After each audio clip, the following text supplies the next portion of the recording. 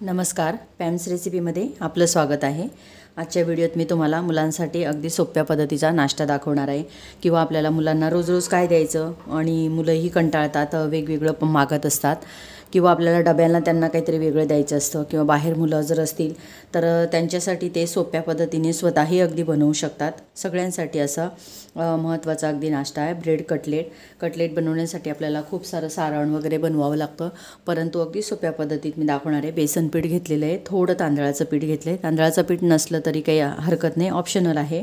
ब्रेडचे मी तुकडे केलेत, हे दोन प्रकारात केलेत, एक त्रिकोणी आणि चौकोनी, म्हणजे जरा वेगळ्या पद्धतीत होतं।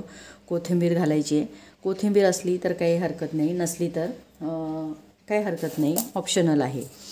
त्यानंतर किंचित अगदी चिमटीमध्ये येईल इतकाच सोडा घालायचा आहे, त्या चवीपुरता मीठ,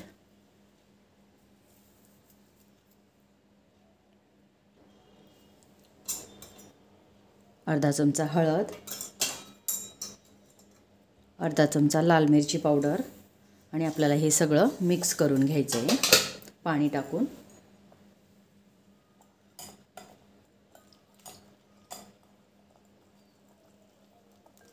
हे बॅटर चांगलं पातळ, म्हणजे अगदी दाखवते मी कशा पद्धतीत करायचं।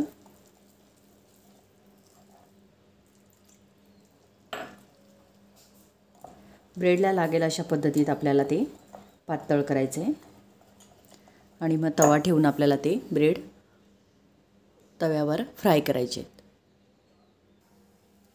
तवा ठेवला आहे, तवाही गरम झाला आहे आणि आपल्याला हे एक एक ब्रेड ह्या पद्धतीत असं पीठ आपलं ब्रेडला लागेल अशा पद्धतीत आपण करायचं आहे आणि हे ब्रेड याच्यावर ठेवायचं आहे। मी एक दोन करून दाखवते। मस्त गरम गरम ब्रेड कटलेट तुम्ही मुलांसाठी झटपट बनवू शकतात किंवा स्वतः मुलंही बनवू शकतात। आजूबाजूने तेल घालायचं आहे,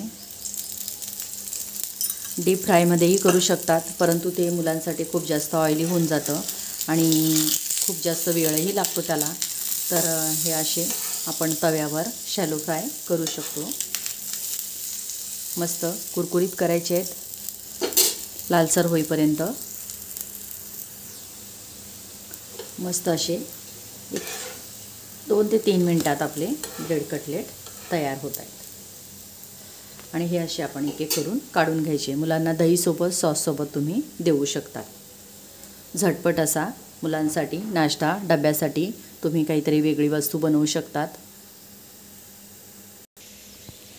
मस्त असे ब्रेड कटलेट तयार आहे सॉससोबत, मुलं अगदी आवडीने खातील। एकदा नक्की बनवून बघा।